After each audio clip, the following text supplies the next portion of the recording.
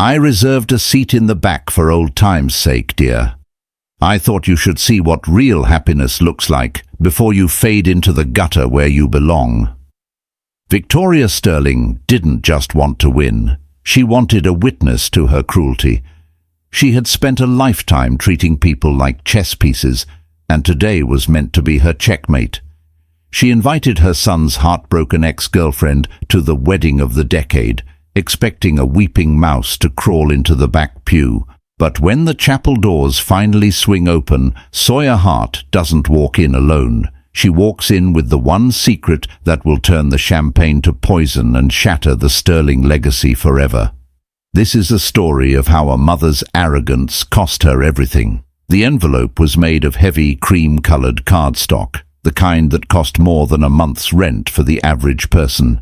It sat on Sawyer Hart's modest kitchen counter like a dormant landmine, its presence radiating a cold, metallic arrogance. The calligraphy was embossed in gold leaf, swirling and pretentious, spelling out the names that made her stomach turn: Sebastian Sterling and Isabella Sinclair. Sawyer stared at it, her coffee growing cold in her trembling hands. It had been 4 years. 4 years since that rain-soaked night when Sebastian, looking pale and pathetic, had sat in her old studio apartment and told her that he couldn't do it anymore. "It's not you, Sawyer," he had stammered, refusing to meet her eyes. "It's just, my world is different. Mother says we need to be realistic. A Sterling doesn't marry a waitress. We have a legacy to protect." He hadn't stopped loving her. She could see the agony in his blue eyes. But he was a man who had been hollowed out by his mother's shadow.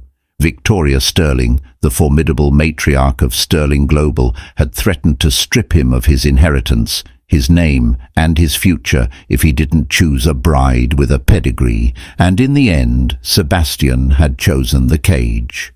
Sawyer hadn't begged, she hadn't screamed. She had simply opened the door and told him to leave with whatever dignity she had left. But the real blow had come 3 weeks later. By the time the 2 pink lines appeared on the test, Sebastian was already in Europe on a healing trip orchestrated by his mother. When Sawyer tried to call the estate, she found her number blocked. When she showed up at the gates, the security detail informed her that Mrs. Sterling had issued a restraining order against gold-digging opportunists. Now, 4 years later, Victoria had reached out. Sawyer flipped the invitation over. On the back, written in jagged, aggressive cursive, was a handwritten note. "I thought you should see what real happiness looks like. Do come. We've reserved a seat in the back for old time's sake." Victoria. It wasn't an olive branch. It was a dagger. Victoria wanted to parade the Sinclair heiress in front of the help that Sebastian had once lowered himself to date. She wanted to ensure Sawyer knew she had lost. "Mama," a small, sleepy voice broke Sawyer's trance. She turned to see Elias, 4 years old, rubbing his eyes as he shuffled into the kitchen. Standing right behind him, clutching a stuffed dinosaur, was his identical twin, Silas. The air left Sawyer's lungs. Looking at them was like looking at a ghost. They were the splitting image of their father, the same dark, unruly curls, the same piercing crystal blue eyes, the same stubborn set of the jaw. But they had Sawyer's fire. For 4 years, she had protected them from the Sterling toxicity. She had worked double shifts at a law firm, finished her paralegal degree at night, and built a life from the ashes without taking a single dime from the family that had discarded her. She looked from the boys to the gold-embossed invitation. Victoria Sterling had poked the bear. She had invited Sawyer to the lion's den, expecting a frightened, broken girl in a department store dress. Sawyer's eyes hardened, the softness of motherhood replaced by the cold steel of a woman who had nothing left to fear. She grabbed her phone and dialed a number she hadn't called in years. "Sarah?" Sawyer said, her voice eerily calm. "I need a dress, not just a dress. I need armor, and I need 2 miniature tuxedos. We're going to a wedding." On the other end of the city, the Sterling estate was a hive of activity. Manicured hedges lined the mile-long driveway, and a fleet of luxury cars, Bentleys, Ferraris and Rolls-Royces, were already parked in perfect gleaming rows. Inside the grand ballroom, Victoria Sterling held court. She wore a silver gown that shimmered like fish scales, her neck draped in diamonds that had been in the family for generations. "Is everything perfect, Margaret?" Victoria asked her closest socialite friend, sipping vintage champagne. "Impeccable, Victoria," Margaret purred. "But did you really invite her?" Victoria laughed, a cold, tinkling sound that didn't reach her eyes. "I want her to see this. I want her to realize she was merely a placeholder, a cautionary tale. I want Sebastian to look at her in the back row and realize I saved him from a life of mediocrity." At the front of the chapel, Sebastian Sterling stood by the altar. He looked dashing in his bespoke tuxedo, but his eyes were vacant.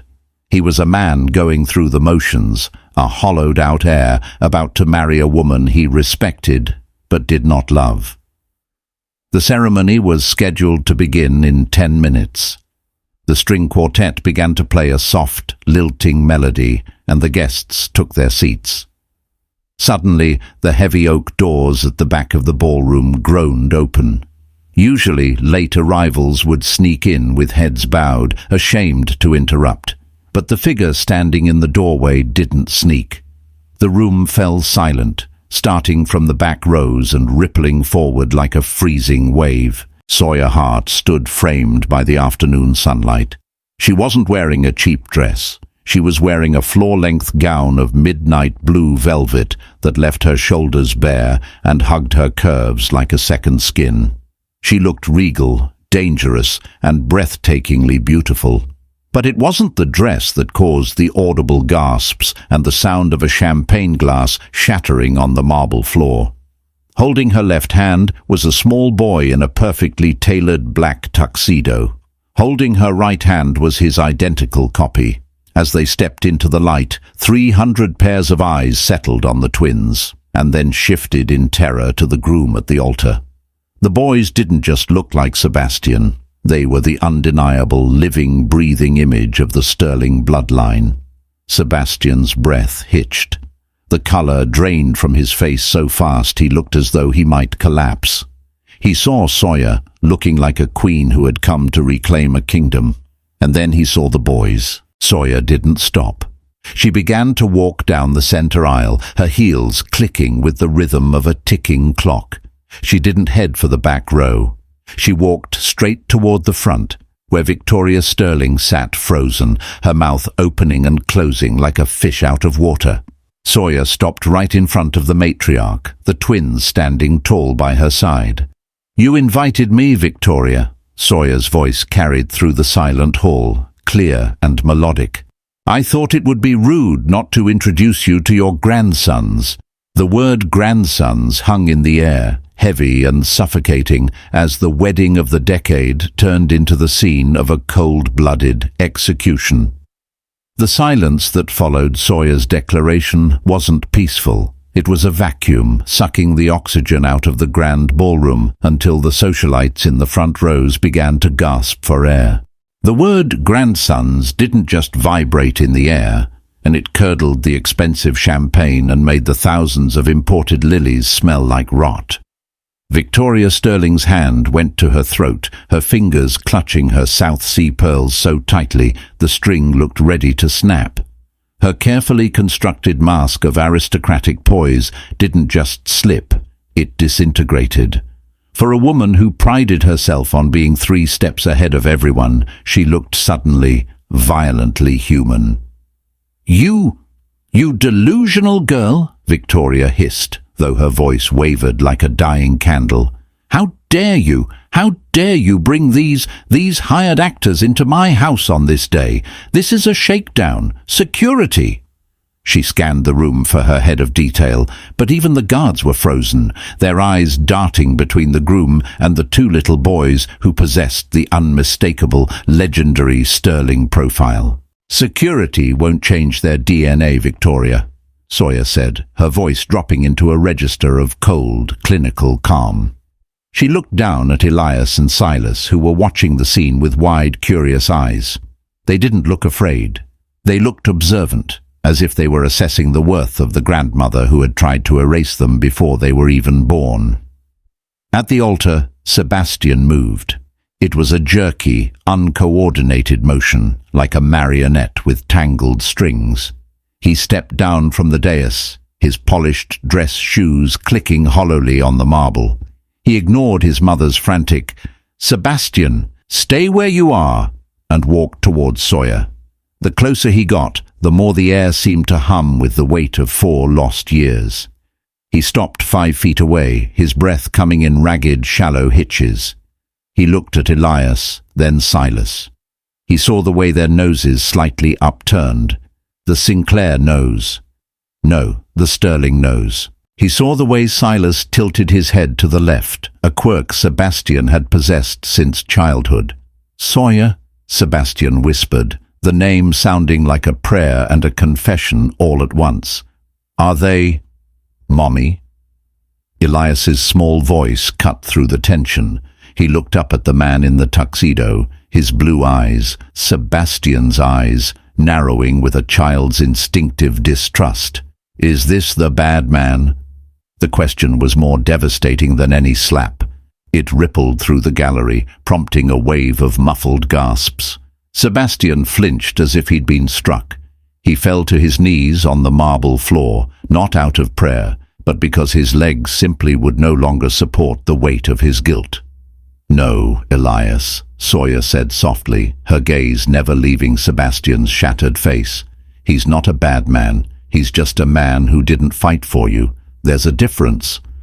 I didn't know," Sebastian stammered, his hands reaching out toward the boys before he caught himself and pulled back, as if he feared his touch might contaminate their innocence. "Sawyer, I swear to God I had no idea."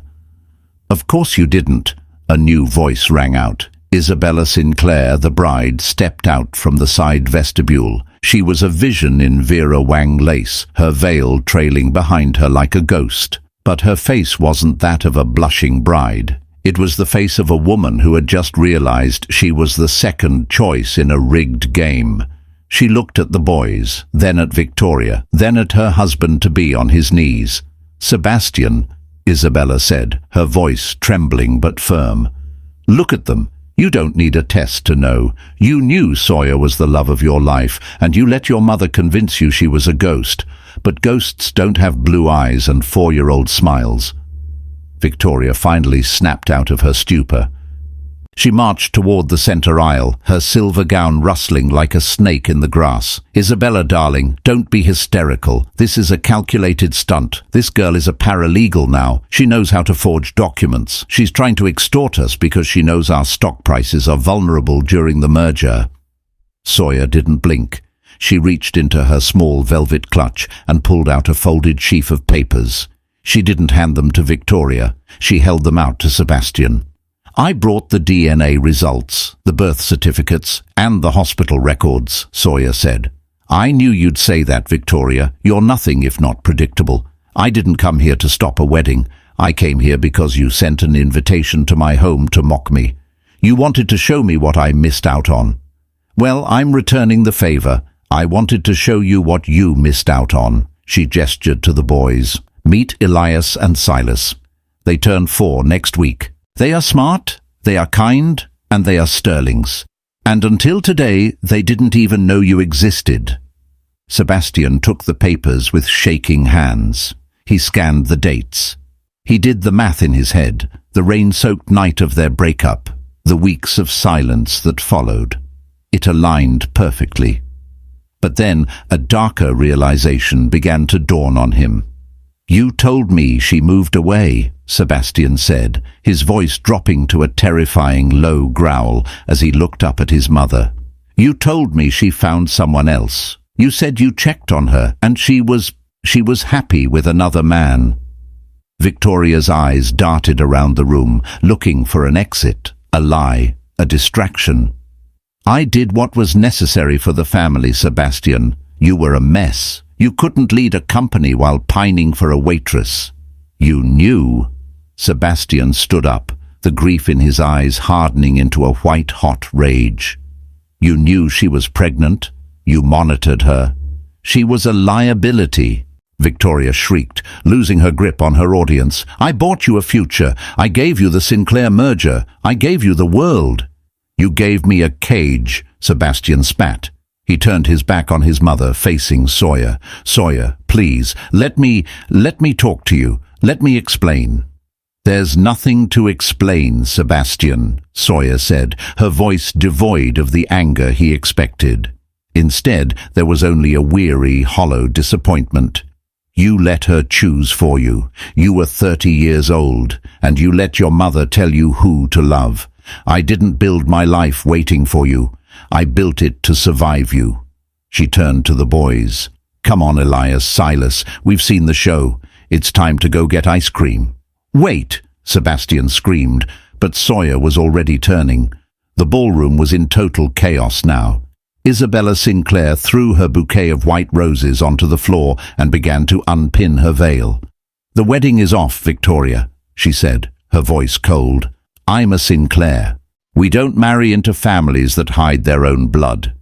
Sawyer walked out of the chapel, her head held high, the twins flanking her like little princes. Behind her, she could hear the heavy oak doors groaning as Sebastian sprinted after her, leaving his mother and his bride standing in the wreckage of his perfect life.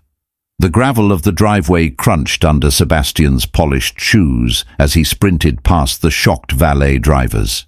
The heat of the afternoon sun beat down on his neck, but he felt only a biting internal frost. "Sawyer!" he shouted, his voice cracking. "Sawyer, stop! Please!" Sawyer reached her SUV and began to buckle the boys into their seats. She paused, her hand on the driver's door, and turned slowly. She looked at the man who was supposed to be her forever, now standing in a disheveled tuxedo, sweat beading on his forehead, looking like a beggar in his own kingdom. "Go back inside, Sebastian," Sawyer said, her voice sharp as a razor.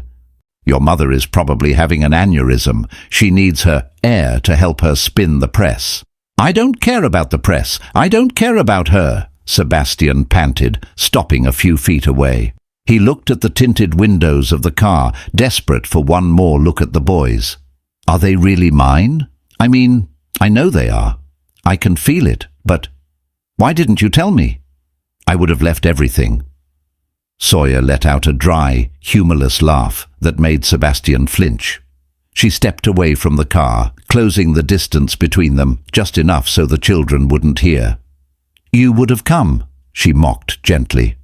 "Sebastian, I called you the night I found out. I called the Sterling estate. I called your cell 100 times. I even wrote a physical letter and sent it to your apartment in the city. I begged you for 10 minutes of your time." Sebastian shook his head, a look of pure, unadulterated horror dawning on his face. "I never got a call. I never got a letter. My mother, she said you'd changed your number." "Your mother answered my call on the estate line," Sawyer said, each word hitting like a bullet. "She told me that if I ever tried to contact you again, she would bury me in legal fees until I was homeless. She said you were disgusted by our fling and that you were already engaged to Isabella. She returned my letter unopened, Sebastian, with return to sender stamped in red ink." Sebastian staggered back as if he'd been punched in the gut. The memory of that summer in Paris flooded back, how his mother had managed his phone, how she had filtered his mail to help him focus on his healing. "She stole my sons," Sebastian whispered, his eyes filling with tears of rage. "She stole 4 years of my life." "She tried to steal them from me too," Sawyer said, her eyes flashing. "But she failed. Now, if you'll excuse us, we have a life to get back to. A life that doesn't involve you." She slid into the driver's seat and started the engine. As she shifted into gear, she looked at him one last time. "You have a choice to make, Sebastian, but don't think for a second that showing up at a park with a few toys is going to make you a father. You have to decide if you're a Sterling or a man." She drove away, kicking up a cloud of dust that coated his expensive tuxedo. Sebastian stood alone in the driveway, the sound of the wedding music fading into a mournful silence. The grand ballroom of the Sterling Manor, once a temple of calculated perfection, now looked like a crime scene. White rose petals lay crushed under the frantic feet of socialites fleeing the scandal, and the air was thick with the scent of expensive perfume turned sour by sweat. Sebastian marched back into the manor, his stride heavy and purposeful. He didn't head for the bar or the guests. He headed for the bridal suite. He didn't knock. He kicked the double oak doors open with such force that the wood splintered near the lock. Victoria Sterling jumped, her hand flying to her chest. She was already on her phone, her voice a shrill bark. "I don't care what it costs. Kill the story. Tell the press it was a disgruntled former employee with a—" She stopped, her eyes widening as she saw her son. She slammed the phone down. "Sebastian, thank God. We can salvage this. Isabella is upset, but her father is a pragmatist. If we issue a statement tonight denying paternity and claiming—" "Shut up," Sebastian said. The words weren't shouted, they were delivered with a quiet, vibrating intensity that froze the air in the room. Victoria gasped, her spine straightening instinctively. "Excuse me? I am your mother, and I am trying to save your—" "I said shut up." Sebastian walked into the center of the room, looking at the woman who had dictated his every breath for 30 years. You knew she was pregnant 4 years ago. You intercepted her calls. You stole my letters. You threatened a woman who was carrying my children while I was in Paris, wondering why she'd stopped loving me. "I protected you," Victoria shrieked, her mask finally falling away to reveal the predatory ego beneath.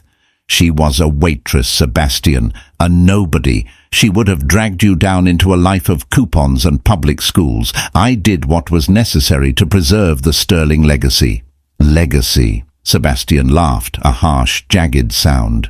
"You talk about legacy. You just ensured that the only Sterling heirs in existence will grow up hating your name. You didn't protect me, Mother. You pruned me like a hedge so I'd fit into your garden. But I'm done being your ornament." He reached up, ripped the white carnation from his lapel and threw it at her feet. "The wedding is off, the merger is dead, and as of this moment, I am resigning from Sterling Global. Keep the money, keep the house. I'd rather sleep in the dirt than spend another night under your roof." "You wouldn't last a week without my credit cards," Victoria yelled as he turned to leave. "You've never even paid a utility bill. You'll be back on your knees by Tuesday." Sebastian didn't answer. He walked out, leaving the matriarch alone in a room full of unused silk and shattered expectations. By the next morning, the wedding of the century had officially become the scandal of the decade. The video of Sawyer walking down the aisle with the twins had been viewed 20 million times. The hashtags #The Waitress Revenge and #Sterling Twins were trending globally. The public, usually cynical, was captivated by the image of the regal, self-made mother protecting her sons against the Ice Queen Victoria. Sawyer Hart sat in her corner office at Hart and Associates. It was a sleek, professional space with floor-to-ceiling windows overlooking the city skyline, a far cry from the modest apartment she had lived in when Sebastian left her. Her desk was covered in files, but her eyes were fixed on the muted television mounted on the wall. "Sterling Industries stock has plummeted 14% this morning," the news ticker read. Sawyer felt a dull headache building behind her eyes. She hadn't done this for the fame. She had done it for closure. But she knew Victoria Sterling wouldn't go down without a fight. The woman was a cornered wolf, and cornered wolves were at their most dangerous. Her intercom buzzed. "Sawyer, there's a visitor for you. She doesn't have an appointment, but she says it's urgent." "I'm not taking press interviews, Sarah," Sawyer sighed. "It's not the press," her assistant's voice lowered. "It's Isabella Sinclair." Sawyer's pen froze. The bride. She checked her reflection in the darkened computer screen, smoothed her hair, and took a deep breath. "Send her in." Isabella walked in looking nothing like the woman in the white lace gown. She wore oversized sunglasses, a trench coat, and a silk scarf wrapped around her head, looking like a spy on the run. She closed the door behind her and leaned against it, exhaling a breath she seemed to have been holding since Saturday. She removed her glasses to reveal red, puffy eyes. "I didn't come to yell at you," Isabella said, her voice small. Sawyer gestured to the chair opposite her desk. "Then why are you here? To ask for an apology?" "No," Isabella said, dropping into the chair. "I'm here to thank you." Sawyer blinked, genuinely surprised. "Thank me? I ruined your wedding in front of everyone you know." "My big day was a business transaction," Isabella replied bitterly. "I knew Sebastian didn't love me the way a man should. I thought he was just reserved. But after seeing you and seeing those boys, I realized I was just a piece of the furniture Victoria was buying to redecorate his life. If I had married him, I would have been miserable for 50 years. You saved me from a golden cage." She reached into her designer bag and pulled out a small, encrypted flash drive, sliding it across the mahogany desk. "What is this?" Sawyer asked. "My father was humiliated by the cancellation," Isabella explained. "He wanted to destroy the Sterlings to save our own reputation, so he had his private investigators dig deep into Victoria's past dealings. We were going to use it for leverage to claw back our investments." Isabella paused, her gaze hardening. "But I heard my father talking to his lawyers this morning.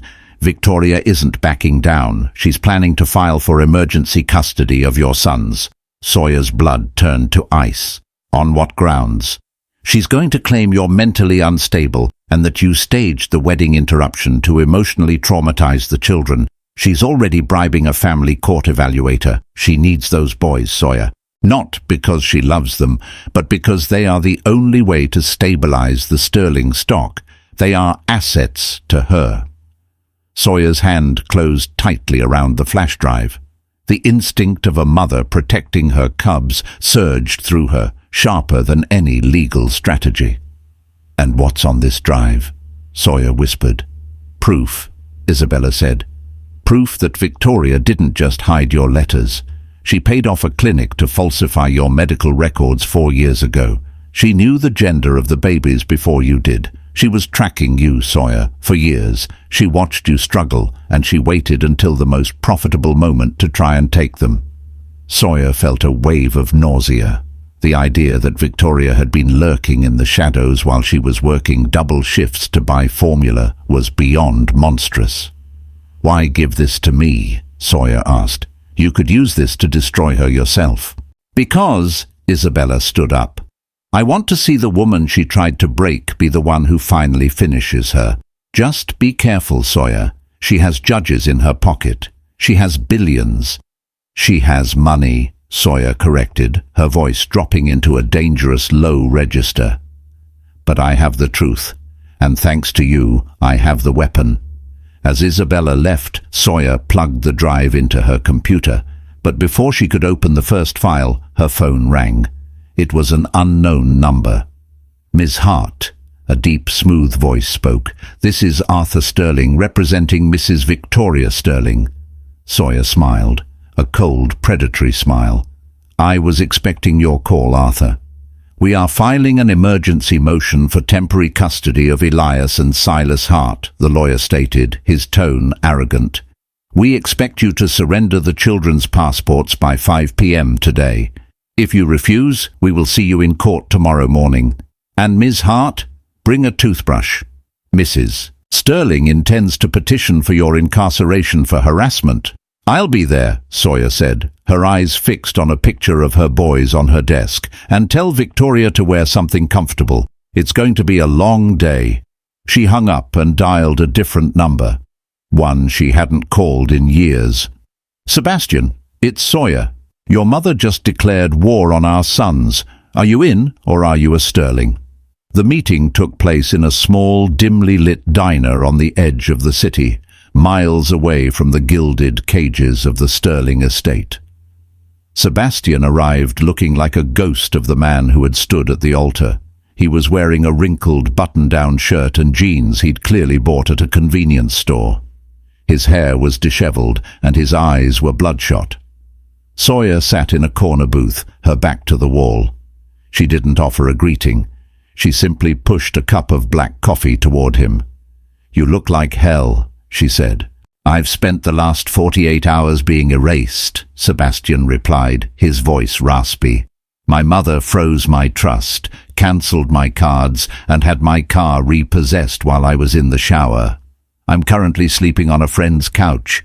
I have $400 to my name." He looked up at her, a strange spark in his eyes. "It's the first time in 30 years I've felt like I'm actually standing on my own feet." "Good," Sawyer said, her voice showing no pity. "Because Victoria is suing for emergency custody. She wants to take Elias and Silas. She's claiming I'm an unfit mother who used them as props to extort the family. She's going to try to put me in jail, Sebastian." Sebastian's hand tightened around his coffee cup until his knuckles turned white. "She won't. I'll testify. I'll tell them everything." "Testifying isn't enough." Sawyer leaned in, her gaze piercing. "She has the butcher, Marcus Montgomery, as her lead counsel. He doesn't argue law, he destroys reputations. If we go into that courtroom, she will try to strip me of everything I've built. Are you ready to watch your mother burn? Because I'm not just defending myself, I'm going for the throat." "Give me the matches," Sebastian said. The courthouse the following morning was a circus. Victoria had leaked the hearing time to the press, and the steps were swarming with photographers. She arrived in a modest black suit, looking the picture of a grieving, concerned grandmother. She dabbed at dry eyes with a silk handkerchief, playing the role of the dignified matriarch trying to save her grandchildren from a vengeful woman. Inside the courtroom, the air was suffocating. Judge Keller, a woman known for her zero-tolerance policy toward theatrics, peered over her spectacles at the assembly. "This is a family court, not a gala," the judge barked. "Mr. Montgomery, you have the floor. Try not to waste my time." Montgomery stood up, his suit worth more than the average worker's annual salary. He walked toward the bench with a practiced predatory grace. "Your Honor, we are here today to address a tragedy," Montgomery began, his voice dripping with faux sincerity. "Two innocent children, heirs to a significant national legacy, have been hidden in a two-bedroom rental by a mother whose judgment is clouded by bitterness. Ms. Hart is a paralegal who has used these children as chess pieces to emotionally traumatize my client's son. We have witness testimony suggesting neglect, long hours where the children are left with unlicensed neighbors, and a pattern of instability. We ask for immediate temporary custody to be granted to Mrs. Victoria Sterling." He turned to look at Sawyer with a sneer. "These children are Sterlings. They deserve security, not a life of poverty and revenge." Sawyer stood up slowly. She didn't have a lawyer. She was her own shield. She wore a sharp crimson blazer that stood out like a bloodstain against the grey walls of the court. "Your Honor," Sawyer's voice was steady, projecting to the back of the room. "Mr. Montgomery speaks of legacy. I speak of children. Elias and Silas are happy, healthy, and loved. They didn't know the Sterlings existed until 3 days ago because Mrs. Sterling paid to ensure they wouldn't." "Objection! Unsubstantiated!" Montgomery shouted. "I would like to submit Exhibit A," Sawyer said, ignoring him. She walked to the bench and handed over a stack of documents, the files Isabella had given her. "These are invoices and bank transfers from a shell company owned by Victoria Sterling. They are payments made 4 years ago to my former OBGYN for consulting fees. The dates coincide exactly with my prenatal checkups. Mrs. Sterling wasn't unaware of these children, Your Honor. She was monitoring them. She tracked my pregnancy, knew the gender of the babies, and chose to hide that information from her own son to facilitate a business merger." The courtroom erupted in a low roar of whispers. Victoria's face went from pale to a sickly, mottled grey. "This is fabricated," Victoria screamed from her seat, losing her composure. "She's a gold digger. She's trying to—" "Silence, Mrs. Sterling, or you will be removed." Judge Keller slammed her gavel. She looked at the documents, her expression darkening. "These are very serious allegations, Ms. Hart. Do you have a witness who can corroborate the family dynamic?" "I do," Sawyer said, turning toward the back of the room. "I call Sebastian Sterling to the stand." A hush fell over the room as Sebastian walked through the oak doors. He didn't look like an heir. He looked like a man who had been through a war. He took the stand, refusing to even glance at his mother. "Mr. Sterling," Sawyer asked, standing directly in front of him, "did you know you had sons?" "No," Sebastian said, his voice echoing in the silent hall. "My mother told me Sawyer had moved away and found someone else. She intercepted her calls. She stole her letters." "And in your opinion," Sawyer asked, her voice softening, "is Victoria Sterling a fit guardian for your children?" Sebastian looked at Victoria. For the first time, he saw her not as a mountain he couldn't climb, but as a small, desperate woman clinging to a pile of gold. "No," Sebastian said clearly. "My mother loves control more than she loves people. She doesn't want Elias and Silas because she loves them. She wants them because her stock prices are dropping, and she needs good PR to show the board she has a stable line of succession. She views my sons as props, not people." Victoria let out a strangled sob, but the judge wasn't looking at her. She was looking at Sebastian. "And what about you, Mr. Sterling?" the judge asked. "Do you want custody?" Sebastian looked at Sawyer, then at the empty space beside her where his sons should be. "I have no right to ask for custody, Your Honor. I wasn't there. I didn't protect them. Sawyer did. She is the only parent they know. Taking them from her would be a crime. I just want the chance to earn my way back into their lives. Not as a Sterling, just as their father." Judge Keller nodded, scribbling furiously. She looked at Victoria with utter disdain. "Mrs. Sterling, your motion for emergency custody is denied. Furthermore, based on the evidence of medical privacy violations and potential fraud, I am issuing a temporary restraining order. You are to stay 500 feet away from Ms. Hart and the children until a full investigation is conducted." "This is an outrage," Victoria shrieked, standing up. "I am Victoria Sterling. You can't—" "I just did," Judge Keller snapped. "Court adjourned." As Sawyer walked out of the courtroom, the adrenaline began to fade, replaced by a bone-deep exhaustion. But as she reached the courthouse steps, a hand appeared to shield her from the flashing cameras. It was Sebastian. "Thank you," she whispered as he guided her toward her car. "I meant what I said," Sebastian said, stopping at her door. "I'll do whatever it takes, even if it takes the rest of my life." Sawyer looked at him. For the first time in 4 years, she didn't see the boy who had left her. She saw a man. "Saturday," she said finally. "The park at 10 a.m. If you're late, don't bother." But as they stood there, neither of them noticed a black sedan with tinted windows parked across the street. Inside, Victoria was already on the phone, her face twisted into a mask of pure, unadulterated malice. "The court's failed," she hissed into the receiver. "We do it my way. If I can't have them as heirs, no one will have them at all.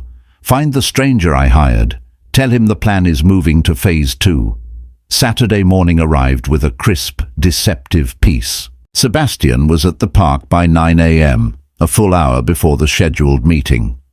He sat on a weathered wooden bench, his knees bouncing nervously. He looked nothing like the billionaire heir who had graced the covers of Forbes. He was wearing a plain grey hoodie and jeans, his hands tucked into his pockets to hide their slight tremor. In his lap sat a crinkled plastic bag containing 2 simple push-along toy trucks. They weren't the gold-plated, remote-controlled miniatures Victoria would have commissioned. They were $5 toys from a grocery store. To Sebastian, they represented the first things he had ever truly earned for his sons. When Sawyer's SUV pulled into the lot, Sebastian's heart hammered against his ribs like a trapped bird. Sawyer stepped out, looking effortlessly sharp in a trench coat, but her eyes were scanning the perimeter with the vigilance of a soldier in a war zone. Elias and Silas tumbled out after her, their laughter cutting through the morning air. "Mama, look! Ducks!" Silas shouted, pointing toward the pond. Sawyer caught Sebastian's eye and gave a curt nod. She led the boys over, stopping a few feet from the bench. "Boys," she said softly, "do you remember the man from the big party?" Elias narrowed his eyes, his little brow furrowing in a perfect imitation of Sebastian's glare. "The crying man?" Sebastian winced, a sad smile touching his lips. "Yeah, Elias, I was the crying man. I'm I'm Sebastian, but you can call me whatever you like." He reached into the bag and held out the trucks. "I brought these. I didn't know if you liked red or blue, so I got both." The boys hesitated, looking to Sawyer for permission. She nodded. Within seconds, the two of them were in the dirt at Sebastian's feet, making engine noises and completely absorbed in the simple joy of the gift. "You took the bus?" Sawyer asked, noticing the crumpled transfer ticket sticking out of his pocket. "The bus, 2 subways and a lot of walking," Sebastian admitted, rubbing his tired eyes. "Mother had the car repossessed from the curb. She even called the St. Regis and told them my presence was a liability to their brand. I'm staying in a studio apartment above a laundromat now. It smells like bleach and desperation, but it's mine." Sawyer stared at him, searching for a hint of the entitled boy she used to know. "You could have just apologized to her, Sebastian. She would have given the keys back in a heartbeat." "I'd rather walk till my feet bleed than be her puppet for one more second," Sebastian said firmly. "I missed 4 years of their lives. I'm not missing another minute." For a moment, the tension between them thawed. They watched the boys play, a glimpse of the family that should have been. But the peace was shattered by a low, predatory hum. A black sedan with tinted windows was crawling along the park's perimeter road, its speed unnaturally slow. Sawyer's instincts flared. "Elias, Silas, come here, now!" The boys, sensing the shift in her voice, scrambled up. But Silas had left his red truck near the edge of the grass. As he ran back to grab it, the sedan's rear window slid down. A man's hand emerged, holding a gleaming tablet playing a loud, colorful cartoon, the boys' favorite. "Hey there, little guy," a smooth, rehearsed voice called from the shadows of the car. "Want to see the rest of the show? I've got games too." Silas froze, his curiosity piqued by the flashing screen. He took a tentative step toward the car. "Silas, no!" Sawyer screamed, sprinting toward him. But Sebastian was faster. Driven by a primal surge of adrenaline, he launched himself across the grass. He scooped Silas up, just as the sedan's door began to swing open. Sebastian didn't stop. He tucked the boy under his arm and retreated towards Sawyer, his body positioned as a human shield. The sedan's tires screeched as the driver realized the opportunity was lost. The car roared away, disappearing around a bend in a cloud of exhaust. Sebastian set Silas down, his chest heaving, his face white with rage. Silas began to cry, clinging to Sawyer's leg. "She tried to snatch him," Sebastian breathed, his voice trembling with horror. "Right in front of us. She's not waiting for the courts anymore. She's gone completely off the rails." Sawyer's face didn't crumble. It hardened into stone. She picked up Silas, her eyes burning with a cold, murderous light. "She thinks she can play outside the law because she has the money to buy the silence. She thinks we're still playing defense." "What are you saying?" Sebastian asked.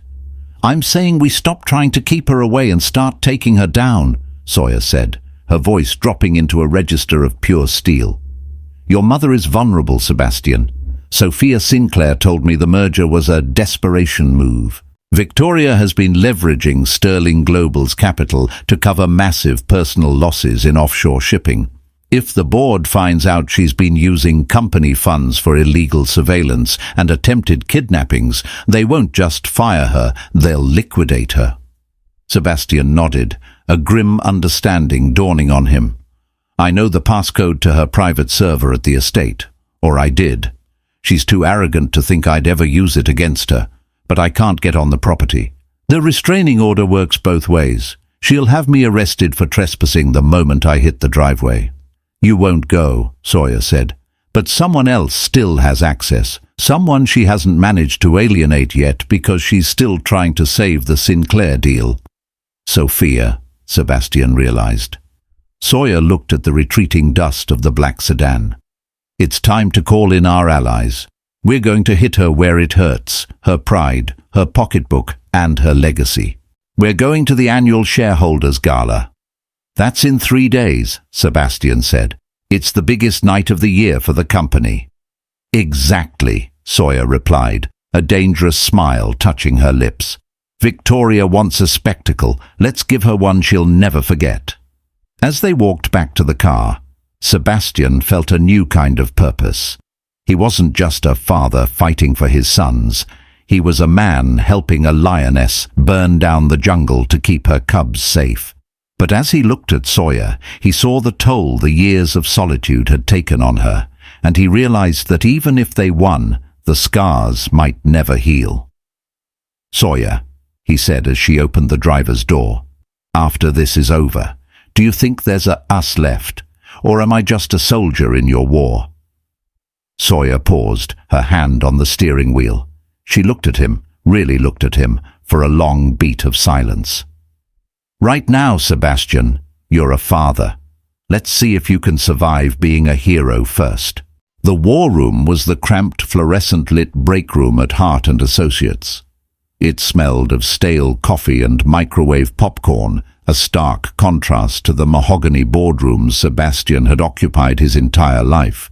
But as he sat at the wobbly plastic table, wearing a faded t-shirt and poring over digital financial ledgers, he looked more formidable than he ever had in a three-piece suit. She's bleeding, Sawyer, Sebastian said, his finger stabbing at the laptop screen. His eyes were bright with a cold, tactical intensity. Look at these transactions. Victoria has been siphoning operating capital from the Sterling Global Pension Fund to cover her losses in the Aegean shipping crisis. It's not just unethical, it's a federal crime. Sawyer leaned over his shoulder, her hair brushing against his cheek. She didn't pull away. Can we link it directly to her? She's a master of shell companies. We need the authorization logs from her private server at the estate, Sebastian replied. She keeps a digital black book. Every bribe, every illegal wiretap, every siphoned dollar. She's too narcissistic to delete her victories, but the encryption changes every 24 hours based on a physical token she keeps in her jewelry box. Which is why we need our Trojan horse, Sawyer whispered. The door opened and Sophia Sinclair stepped into the break room. The jilted bride looked different. The soft, pampered heiress had been replaced by a woman with a sharp, angular edge. She was dressed in a sleek black jumpsuit, her eyes hidden behind dark glasses until she reached the table. I'm in, Sophia said, skipping the pleasantries. She called my father this morning, trying to convince him that Sebastian is having a nervous breakdown, and that the wedding can still happen if we just wait for the scandal to blow over. She's delusional. Sebastian looked at his former fiancée with a mixture of guilt and respect. Sophia, if she catches you in her study, she'll destroy you. She doesn't have a shred of mercy left. She treated me like a line item on a balance sheet, Sebastian, Sophia said, her voice trembling with suppressed rage. She didn't want a daughter-in-law. She wanted a merger. My father is already moving his assets out of Sterling Global. I'm not doing this for you. I'm doing this because that woman needs to learn that people aren't property. Sophia reached into her bag and pulled out a small high-speed cloning device. I still have my biometric key to the manor. She hasn't revoked it because she's terrified of offending my father before the quarterly audit. Tell me what I need to find. The plan was set. While Victoria prepared for the shareholders' gala, an event she intended to use as a platform to declare her unshakable leadership, Her world was being dismantled from the inside. 3 nights later, the Kensington Sterling estate was ablaze with light. The annual shareholders' gala was the crown jewel of the social season, and Victoria had spared no expense. She wanted to overwrite the memory of the ruined wedding with a display of absolute power. Inside the grand ballroom, the very same room where Sawyer had walked down the aisle with the twins, Victoria held court. She wore a gown of liquid gold, her neck draped in the sterling star diamond. To the outside world, she was the indomitable queen. But beneath the makeup, her skin was sallow and her hands shook as she clutched her champagne flute. "The rumors of family discord are greatly exaggerated," Victoria lied into a microphone, her voice projected to the hundreds of titans of industry and nervous investors. She flashed a practiced, dazzling smile. "My son is merely taking a sabbatical. The Sterling legacy is stronger than ever. In fact, tonight, I am proud to announce—" Suddenly, the massive LED screen behind her, which had been displaying a glowing montage of corporate growth, flickered violently. The golden crest of Sterling Global dissolved into static. Victoria froze, her heart skipping a beat. "Is there a technical issue?" She hissed toward the wings, but the screen didn't go black. It cleared to reveal a grainy black-and-white security video. The timestamp was from 3 weeks ago. The location was Victoria's private office. The ballroom fell into a deafening vacuum-like silence as the audio began to play through the high-fidelity speakers. "I don't care if it's illegal, Arthur," Victoria's voice screamed from the screen, distorted by rage. "Falsify the paternity reports. If the board finds out I used the pension fund to pay off the bribe for the family court judge, we're ruined. That girl stays in the gutter, and those boys become Sterlings, or I'll burn everything to the ground." Victoria turned toward the screen, her face white with horror. "Turn it off. Security, shut it down." But the video was replaced by a rapid-fire scroll of bank statements, offshore wire transfers, and the authorization logs Sophia had extracted. Millions of dollars in red highlights flashed before the eyes of the very people Victoria had spent a lifetime deceiving. The murmur in the room grew into a roar of shock and indignation. "Looking for these, Mother." The voice didn't come from the speakers. It came from the back of the room. The heavy oak doors swung open and the crowd parted like the Red Sea. Sebastian walked in, looking regal and dangerous in a simple, well-fitted black suit. Beside him was Sophia Sinclair, holding the tablet that was controlling the screen. But it was the woman in the center who drew every eye. Sawyer Hart wore a sharp, white tuxedo suit that made her look like a blade of light. She didn't look like a waitress. She didn't look like an ex. She looked like a conqueror. Victoria clutched the podium, her knuckles white. "Sebastian, this is a fabrication. This is a deep fake. You're trying to steal my company." "It's not your company anymore, Victoria," Sebastian said, his voice booming without a microphone. "I've spent the last 48 hours talking to the board. As of 10 minutes ago, a vote of no confidence was passed. You're not just fired, you're being audited." "You can't do this," Victoria shrieked, her voice cracking as her reality shattered. "I built this. I did everything for you." Sawyer stepped forward, her eyes locking onto Victoria's. "You didn't do it for him. You did it for your ego, and you made one fatal mistake, Victoria. You tried to steal my children." Sawyer raised her hand and the screen changed one last time. It showed the black sedan from the park, with a clear shot of the driver's face and the GPS logs linking it to a security firm on Victoria's private payroll. "That's called conspiracy to commit kidnapping," Sawyer said, her voice icy and final. "And the police are already in the foyer." Victoria looked around the room, searching for a single friendly face, a single ally. But she found only the cold, hard stares of the people she had lied to. She looked at the police officers entering from the wings, and for the first time in her life, Victoria Sterling felt the cold weight of the shadows closing in. As the officers reached the stage, Victoria's eyes found Sebastian. "Lucas, help me, please." Sebastian looked at her, the woman who had stolen his letters, his sons, and his soul. He didn't feel anger anymore. He only felt a profound, weary pity. "Goodbye, Victoria," he said. As she was led away in handcuffs, her gold gown shimmering mockingly in the spotlight, the room was filled with a sudden, sharp silence.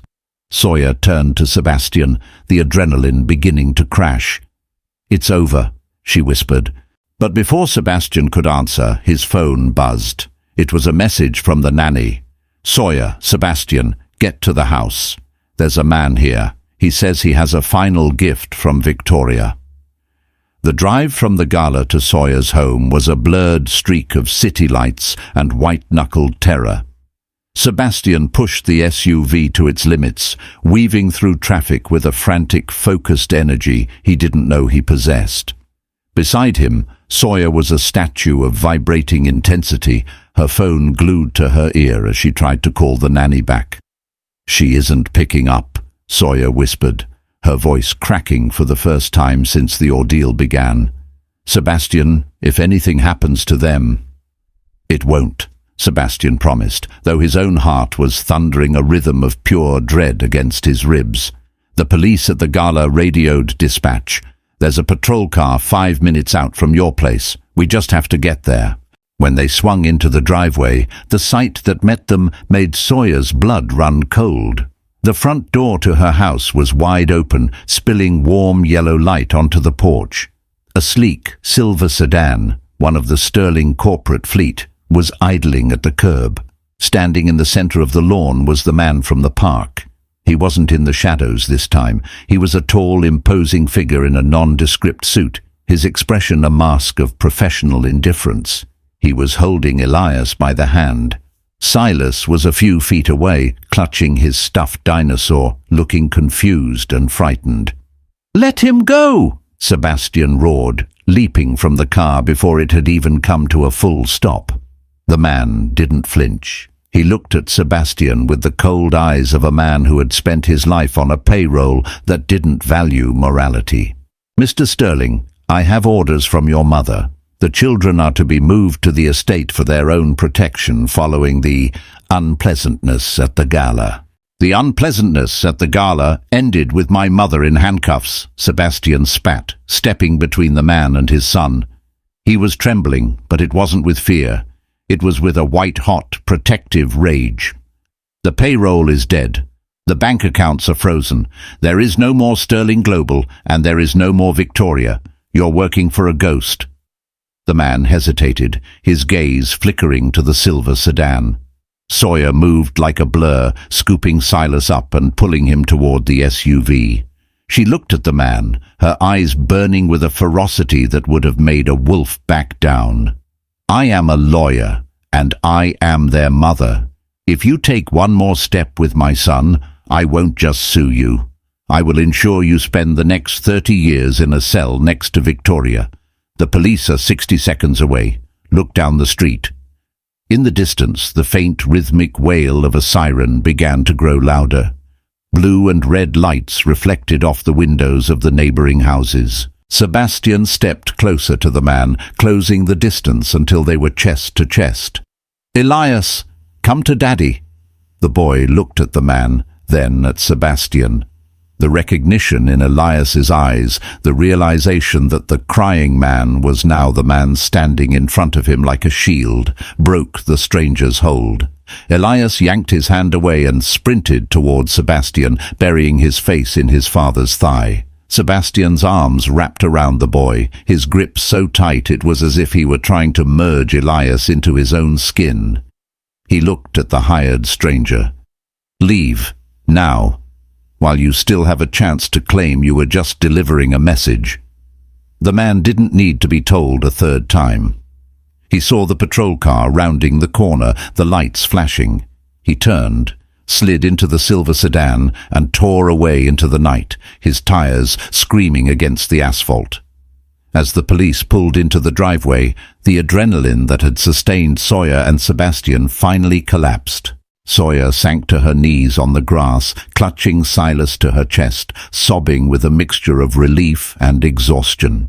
Sebastian knelt beside her, his arm hooked around Elias, pulling his entire family into a protective huddle. The nanny, a young woman named Maria, came running out of the house, her face tear-stained. "I'm so sorry. He said he was a court-ordered escort. He had papers." "It's okay, Maria," Sawyer breathed, her voice muffled by Silas's hair. "It's over. It's finally over." The following hours were a whirlwind of statements, police reports, and the slow, quiet realization that the shadow of Victoria Sterling had finally been lifted. By the time the sun began to peek over the horizon, the boys were asleep in their own beds, blissfully unaware of how close they had come to becoming pawns in their grandmother's final move. Sawyer and Sebastian sat on the back porch, watching the sky turn a pale, dusty pink. They were both exhausted, their clothes rumpled and their faces lined with the toll of the last week. "I spoke to Sophia," Sebastian said, breaking the silence. "Her father is taking over as interim CEO of what's left of the company. He's liquidating the Aegean shipping assets to pay back the pension fund. Victoria is being held without bail. The kidnapping charge from tonight. That was the nail in the coffin. She's never coming out, Sawyer." Sawyer leaned her head back against the porch railing. "I should feel happy. I should feel like I won. But I just feel empty." "That's because you've been in survival mode for 4 years," Sebastian said softly. He reached out, his hand hovering over hers before she finally closed the gap, lacing her fingers with his. "You don't have to fight the world anymore, Sawyer. You built a kingdom to protect them, and you did it alone. But you don't have to stay on guard forever." Sawyer looked at him. She saw the smudge of dirt on his cheek, the way his expensive shirt was ruined, and the honest, raw vulnerability in his eyes. He wasn't the boy who had walked away in the rain. He was the man who had stood in front of a kidnapper and claimed his sons. "What happens to you now?" she asked. "You gave up everything. The money, the name, the career." Sebastian smiled, and for the first time, it reached his eyes. "I'm a junior paralegal, remember? I hear the boss is a real terror, but the co-workers are great." He squeezed her hand. "I'm starting over, from zero. I want to be the man they think I am. I want to be the man you deserved 4 years ago." Sawyer didn't pull her hand away. Instead, she leaned her shoulder against his. "Saturday," she said. "The park, 10 a.m., but this time we're bringing a soccer ball, and you're buying the ice cream." "I can afford ice cream," Sebastian whispered. "I've got exactly $300 left." They sat in the quiet of the morning, two people who had been broken by the same woman, now finding the pieces of themselves in each other. The Sterling legacy was a pile of ash, but in the ruins, something new was beginning to grow. Something that didn't need a pedigree or a merger to survive. But as the morning light grew stronger, Sawyer noticed a small white envelope tucked under the windshield wiper of her car. Her heart skipped a beat. She stood up, her legs shaky, and walked down the driveway to retrieve it. It wasn't cream-colored cardstock. It wasn't embossed in gold. It was a plain, cheap envelope. Inside was a single hand-drawn picture. It was a drawing of a woman, a man, and 2 little boys holding hands. At the bottom, in a child's messy, uneven scrawl, were 3 words: "Our real family." Sawyer turned back to the porch, the tears finally flowing freely. She showed the paper to Sebastian, who looked at it as if it were the most valuable document he had ever held. "We did it," he said. "No," Sawyer corrected him, a smile finally breaking through the weariness.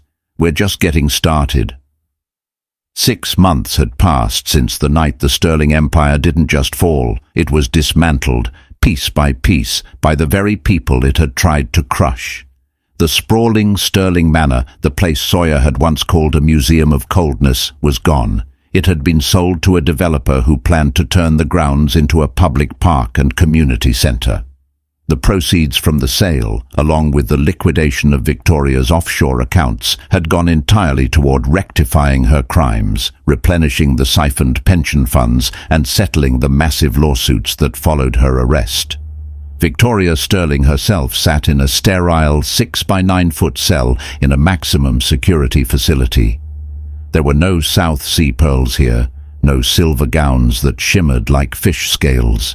She wore a rough orange jumpsuit, and her days were dictated by the ringing of a bell rather than the whims of a board of directors. She spent her time writing letters to a son who never replied, still insisting that everything she had done was for the legacy. She was a queen without a throne, ruling over a kingdom of dust. On the outskirts of town, far from the polished marble of the city's elite, stood a farmhouse with a wraparound porch that badly needed a fresh coat of white paint. It was a messy, beautiful place, filled with the sounds of a life actually being lived. It was a Sunday afternoon, the sky a deep, endless blue. The smell of charcoal and barbecue sauce drifted through the air. Sebastian stood at the grill in the backyard, flipping burgers with the intense concentration of a man defusing a bomb. He was wearing an apron Elias and Silas had picked out for him. It was bright yellow and read, "Junior Chef in Training." Sebastian looked different. The hollow, vacant look in his eyes was gone, replaced by a weary but genuine peace. He had spent the last 6 months working as a junior paralegal at Hart & Associates. He was the first one in the office and the last to leave, earning a modest salary that he took immense pride in. He was no longer an heir. He was a man who knew the value of a hard day's work. Sawyer sat on the porch swing, a glass of cold lemonade in her hand. She watched as Elias and Silas tumbled in the grass, wrestling with a clumsy golden retriever puppy they had named Justice. The boys were flourishing. They no longer had to be protected from a secret. They were living in the truth. "Hey, boss!" Sebastian called out, wiping a smudge of soot from his forehead. "Burgers are medium well, just the way you like them. Does the legal department approve?" Sawyer walked down the porch steps, her heels replaced by a pair of comfortable sneakers. She wrapped her arms around his waist from behind, resting her chin on his shoulder. "The legal department suggests you don't burn the buns this time, or we might have to file a grievance." Sebastian laughed, turning in her arms to kiss her forehead. "I'm working on it. It's a steep learning curve." He looked past her at the boys, who were now trying to teach the puppy how to sit. "You know, Victoria used to say that money was the only thing that could buy loyalty. She thought she could own people's souls if the check was large enough." "She never understood that loyalty isn't bought," Sawyer said softly. "It's forged. In the rain, in the struggle, and in the moments when you choose to stay even when it's hard." They stood together for a moment, watching the sun begin its slow descent toward the horizon. They didn't have a happily ever after from a fairy tale. They had something better. They had fights about electricity bills. They had sleepless nights when the boys had nightmares, and they had the beautiful, chaotic reality of a family that had fought for itself. The mistake Victoria had tried so hard to erase, the waitress and her children, had become the only thing that mattered. In the end, the waitress hadn't just survived the Queen, she had rewritten the history of the kingdom. The Sterling name was gone, but the Hart family was just beginning. The story of the Sterlings is a powerful reminder that while money can buy silence and power can build walls, neither can buy the true loyalty of a human heart. Victoria Sterling sought to protect a legacy by destroying her own blood, proving that arrogance is a poison that eventually kills the one who carries it. In the end, Sawyer and Sebastian showed us that the strongest family isn't the one with the most zeros in the bank account, but the one that refuses to break when the world turns its back. If you found inspiration in Sawyer's strength and Sebastian's redemption, please smash that like button. It helps us tell more stories of karma and justice. Share this video with someone who needs to know that it's never too late to stand up for what's right. And don't forget to subscribe and hit the notification bell so you never miss a new drama. Thank you for watching, and remember, the truth always finds its way home.